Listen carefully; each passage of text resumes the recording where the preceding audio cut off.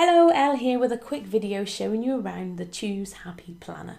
And whether you're watching this before buying or watching it afterwards, thank you for watching. My goal with this video is to be as brief as possible, but just to show you around the planner so you can have some tips and some hints to get the most out of it possible. And this is the exact same planner that I created. I created it initially for my own use, and I've been using it every single day. The only difference between this one and the one I'm currently using is I've taken out the typos, added in some inspirational quotes, and also made it slightly shorter because mine started in August. So mine was 5 months long. So I decided it's a wee bit hefty. So I've cut these back down. I'm going to have 3 per year. So the video you're watching is for the current edition, September through to December.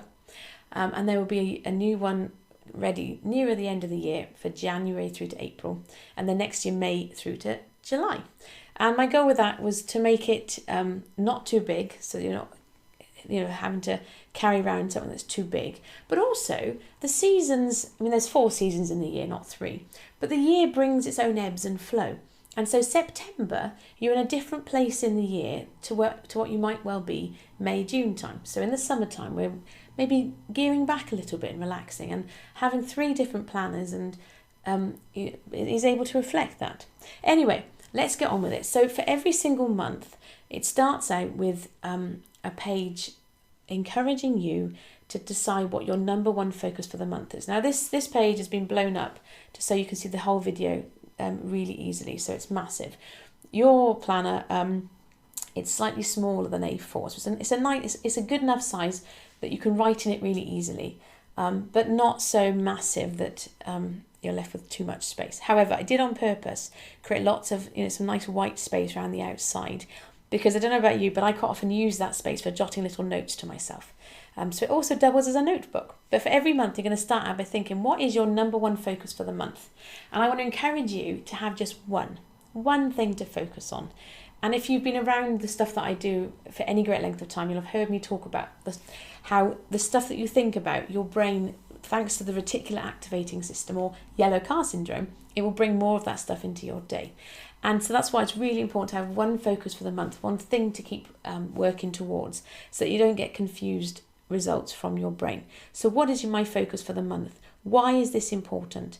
And what have I got to do to achieve this goal? Are there any changes that you need to make? Are there any habits that you need to establish? Those sort of things, you can write those in there.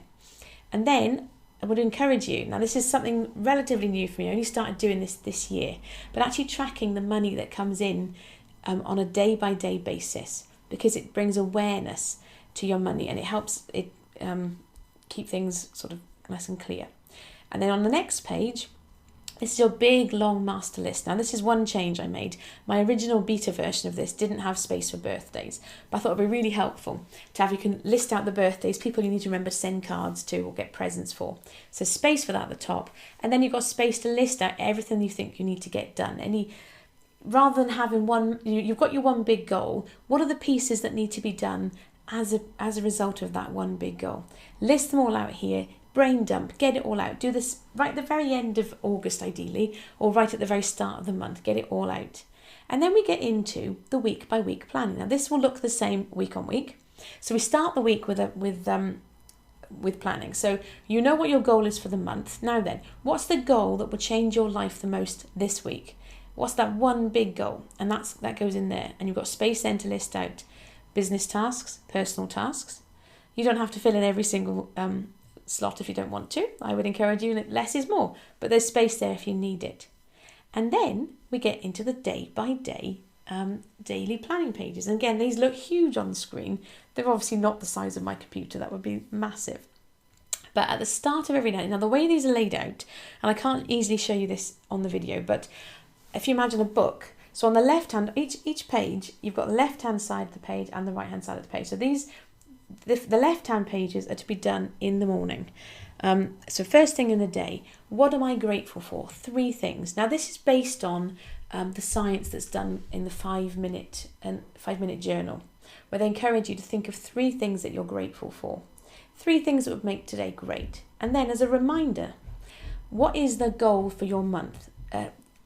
what is the goal for the month? Now you've already established what your goal is for that month. This is the space where you can write that out. So every single day you're going to be writing out your monthly goal by hand. And there's a whole load of science around why that's really valuable. It's a space to do that. Now then there's also space for your schedule. And I've purposely kept this, it's big enough to write in, there's plenty of room. But I've broken it down into half an hour slots. It's 9 till 5. Because I wanted, it was tempting to put 6 till 6 or 6 in the morning till 8 in the evening. But I don't want you working from 6 in the morning till 8 in the evening. You want to be able to under schedule. So I would encourage you to maybe slot in the bits that are important and start blocking out your day. People who've been around me before will have heard me talk about how I actually use a calendar to schedule things rather than a to-do list, because your to-do list can get massive. By having them in a schedule like this, you can actually block out, okay, well that'll take about an hour and that'll take about 40 minutes. And by actually putting them in the calendar or in the schedule, you're then not going to be putting too much on yourself. So you've got the best chance of ending this day with a smile on your face. And that's all you've got to do for day one. And you have that open next to you on your desk. The book, it opens really nicely. I mean, when you first get it, it's all obviously closed like a book. But as you start using each page and working through, and don't be afraid to bend the pages back. Keep this open on your desk and actually use it so you can then refer to it as you go. And like I say, there's space around the outside as well to put yourself little notes and things. And then we come to the evening review. So what are 3 amazing things that happened today? How could I have made today better? And the goal with that is you actually start getting a record of all the wonderful things that happen on a day-by-day basis. So if later in the year or later in the month you have a bit of a more challenging day, it makes it really easy to look back and see all the amazing things that have happened. And then, how could I have made today better? Now, the important piece of this is the focus on you. What could you have done to make today better? So, for example, if the only way that your day could have been better is if one of your children hadn't been grumpy, the only way you can make that, you can't force somebody else not to be grumpy. So you can adjust that and think of things that you could have done. But if the only thing that could made your day better was dependent upon somebody else, you can't take ownership of that. The ideal, I've had days where I've written down, do you know what? I couldn't have done anything to make today better. Today was pretty good. And that's okay. The fact there's space for 3 things there, don't feel compelled to write 3 things down. If your day has been wonderful, write it in there. I couldn't have made today better. It was fab. And then there's a space then for notes as well. So you can jot yourself little bits and bobs and reminders and things, because you can never have too much space for that. So we go through then, and I'm going to scroll. I'm afraid if I scroll too fast, I'm going to give you a headache. So it's the same Monday through Sunday. I'm going to pause the video and scroll down to the end of the week, because we have an end of the week review. So let me just pause this. So here we are. This is Sunday, and you'll notice, although I'm not advocating you work Saturday and Sunday. However, I toyed with this. Shall I include this or shouldn't I? I decided to include Saturday and Sunday because the only piece of this that changes is you might leave your schedule blank on the weekend, or you can jot in all the fun things you're going to do. But this idea of things that you're grateful for, what would make today great, and then reviewing things at the end of the day, those things are really valid even on the weekend. So you'll see that this whole planner is 7 days a week, even though the things that you do on the weekend might change. But at the end of the week, we come to our weekly review. So what are the big wins this week? There's plenty of space here for 5 big wins. And how could I have made this week better? And I would encourage you, even if you just have to quickly jot some notes down and scribble in it in, get yourself into the habit of doing this every single week. My favourite time to do it, I love doing it on a Sunday afternoon with a cup of coffee. I review the week, and then I also then straight afterwards, I scroll on to the next page and do the weekly planning for the week that's about to come. Because it's really helpful. Okay, what really cool stuff has happened? How could I have made that better? And sometimes those how you could have made it better things can actually build into what you're going to do the following week. But that's the week by week and the day by day and week by week system. At the end of the month, there's space to review again. So I'm going to pause again and scroll down to the end of September, because I don't want to make you travel sick. Back in a moment. Now, this is the September 2016 review. Now, the way I've done these, you'll see that actually the last week in September goes into October as well. So Sunday, let me check the date. Sunday, October the 2nd. Yes, it's October, but it's coming to the end of September, beginning of October. So at the end of that Sunday, you're going to do your weekly review. You do your evening review, you do your weekly review. But then you come and do your reviews for the whole month. And there's only 3 things. So it's super quick. The goal here, right, is to do it, because I don't know about you, but I've had loads of planners, and the most beneficial planners are the ones that you actually use. So the goal here is to make them as quick and easy as possible. So there's 3 things. There's a check-in. How far did you get with your goal? If it's a really massive goal that you can't actually complete in a whole month, you might not have finished it yet, but you've got space here to list out the things that you did get done. If you finished it, hooray, celebrate that. This is all about celebrating the month gone. Positive changes that month and things that pleasantly surprised you. Because I always like to say that you need to underschedule, because you want to leave space in your day for the magic, for the unexpected surprises, the things that you could never possibly plan.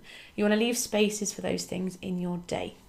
And when you've done that, you then get ready for the brand new month. So we start again. It's October. What is my focus for this month? And like I say, if you had a really big goal, your focus for that month might be the same goal again, or might be part 2 of that same goal. That's perfectly fine. But choose one focus for that month. And if you can pick a goal that is possible to do in a month, even better. But the most important thing is just to actually do it. So as you can see, it's quite a simple system, but don't be deceived by its simplicity, because the power of this is actually in the doing. By setting intentions every day, and I would encourage you, that's why it's designed to be an evening review, morning and evening, getting you into those rhythms and flows. And the other lovely piece about having the morning review, the way it's set up, is it sets you off in a good light, and a good headspace for the day. And rather than just rushing into the day and going at 90 miles an hour, but just taking 2 minutes at the start of the day, or 5 minutes, just to think, okay, what am I grateful for? What's going to make today cool? And then quickly popping some bits in that schedule. It does set that intention. It gives you a nice ebb and flow to the day. The other really cool thing it does is it also activates the click word response. Now, this is something I came across on a writing blog years ago. The idea, I don't know if you've heard the quote, which I'm probably going to murder this quote now, but this, I can't remember who said it, but he said, I always write when I'm inspired. Luckily, inspiration strikes at 9 a.m. every morning. Point being, like, as writers, we can, we're victims to the muse. But what if we're not? What if we decide, okay, I'm going to write when I'm inspired. I will be inspired at 9 a.m. And if you just set those intentions, but by having these, by doing this planning at the start of the day, it triggers something in your brain. Right, we've planned a day. Let's go. And it gets you into that right frame of mind. And at the end of the day, by doing that evening review, and you can either do that review at the end of your work day, which is what I tend to do, or you can do it right at the very end of your day, just before you go to bed. If you do it at the end of your work day, it then signals to your brain, right, we're done. Let's shut down and let's go and spend the evening with family and friends and do whatever that will be. But it's really nice that the goal of this, if you get into the habit of using it, is it creates good habits. It also gets you focusing on things to be thankful for every single day.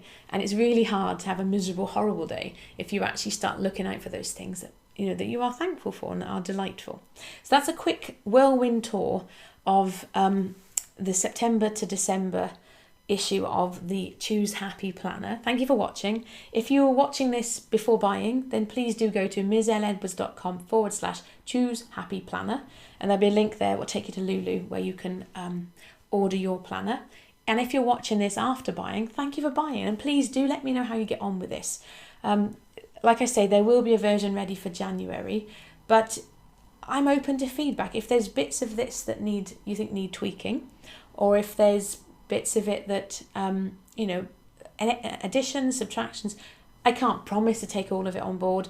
But for example, this version that you're playing with now, the font is slightly smaller. It's in the one that I'm using, it's a size 16 font. I know that this is actually a 14. Now, blown up this big on a video, it doesn't look like a size 14, I know that. But you'll see when you get it, I like to think it's a nice size. It's that nice fit between being big enough that you've got plenty of space to write, but small enough that it doesn't feel too big.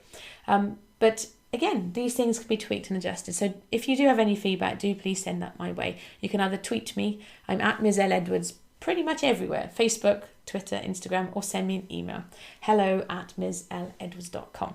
In the meantime, thank you for watching. Have yourself a fantastic day. I look forward to catching up with you soon. Take care. Bye-bye.